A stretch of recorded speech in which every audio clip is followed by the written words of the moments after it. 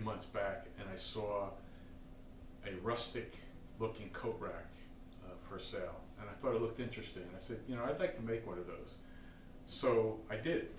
I made this. I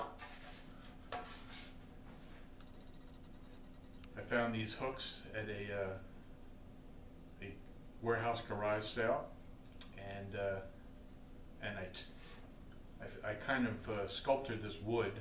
I took what was something like this, a little longer. It was twisted, and so I needed to plane it down and straighten it out to make that. And I liked it. I liked the way it came out. So I thought to myself, I'd like to make another one. And I'm going to make one a little different hooks, basically the same look and feel on the background. But I wanted to share with you the process that I went through to make it. Stay tuned. We started at the bandsaw, and I had drawn a shape freestyle on the board of how I wanted the natural edge to look.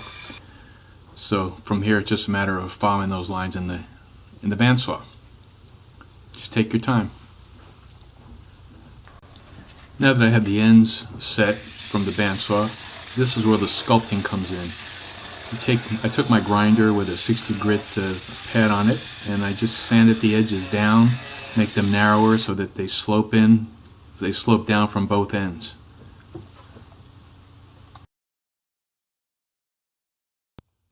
Once I get the shape that I'm looking for, I now smooth it out with my orbital sander to get all the saw marks off of it.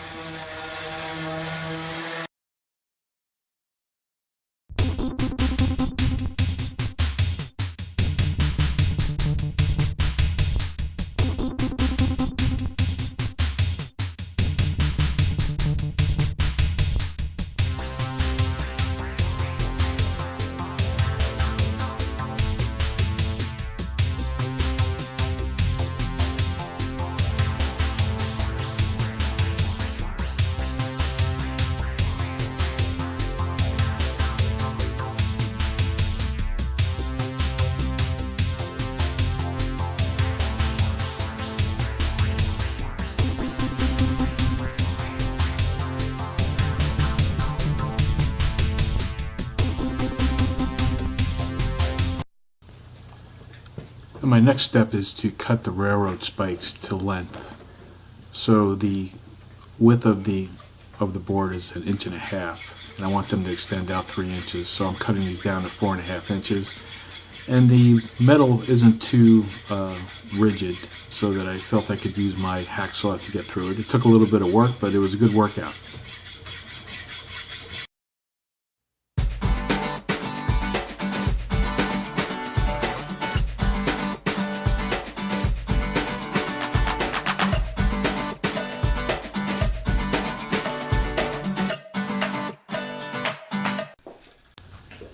At this point, I'm creating the holes in the coat rack for the spikes, and I evenly space the 3 spikes across the board.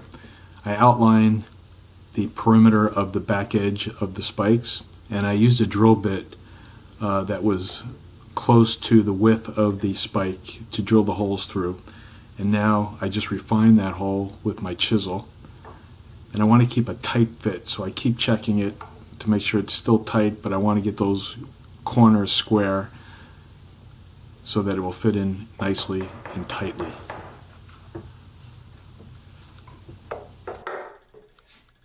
So in my enthusiasm in cutting these railroad spikes to use for the hooks, I cut this one to 3 inches, which is the extent I wanted sticking out of the board.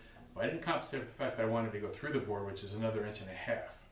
So now I have to compensate for that. I can't put this all the way through like I'm going to do the other 2, because it'll look shorter. So I drilled a hole in the back of it with my drill press, and now I'm going to cut a screw head off so I can stick it in there and use it as a guide to center it in the partial hole that I made, so that I can screw it in from the back, and then glue the top with some epoxy, glue the end I should say with epoxy, and then screw it in from the back for more strength.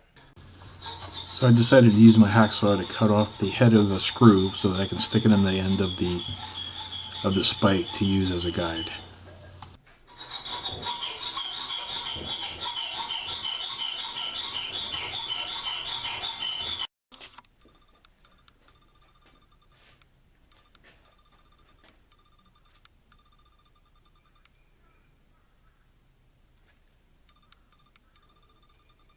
See if we can use this as a guide.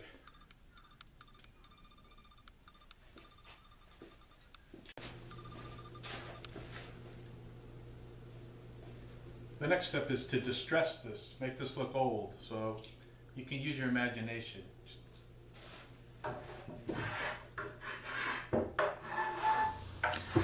So I used whatever's available to me to try to make it look older. Put some shadows into it using a rake, little edging rake there, using my saw blade to put some dents in it. Then I may switch to a hammer to put some dents into it. So really you can do whatever. Some people hit it with a chain, whatever you think might add some character to it.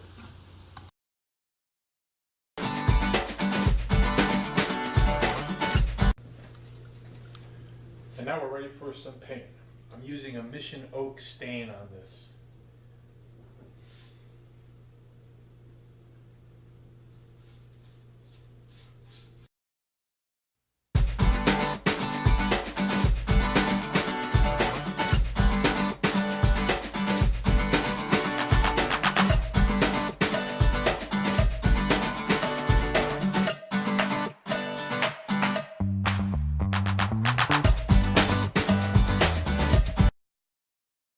Okay, so I put some epoxy in the holes that I created and I banged them in with my hammer.